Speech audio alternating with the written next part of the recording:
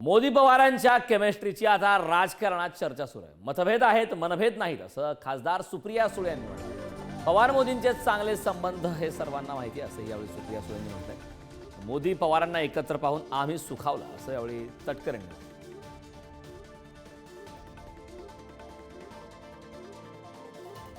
हा एक अतिशय सुसंस्कृत देश आहे आणि अर्थातच आपल्या सगळ्यांवरच अतिशय उत्तम संस्कार झालेले आहेत आणि त्याच्यामुळे काल मोदीजींनी जो प्रेम असेल किंवा जे काही आदरणीय पवार साहेबांना जो त्यांनी मान सन्मान वयाच्यामुळे आणि आदरणीय पवार साहेबांचे आणि माननीय मोदीजींचे अनेक वर्षाचे घनिष्ठ संबंध राहिलेत। आमचे राजकीय मतभेद अनेक कुटुंबांची राजकीय मतभेद आहेत, पण आमचे मनभेद हे कुणाबरोबरच नसतात। साहेबांचे आणि पवार साहेबांचे संबंध काय आता नाही, ते गेले अनेक वर्षाचे आहेत। या उलट नरेंद्र मोदी साहेब देशाचे पंतप्रधान झाल्यावर आदरणीय पवार साहेबांनी त्यांना बारामतीला पण निमंत्रित केलं होतं। वसंतदादा शुगर इन्स्टिट्यूटच्या कार्यक्रमाला सुद्धा मोदी साहेबांना बोलवलं होतं।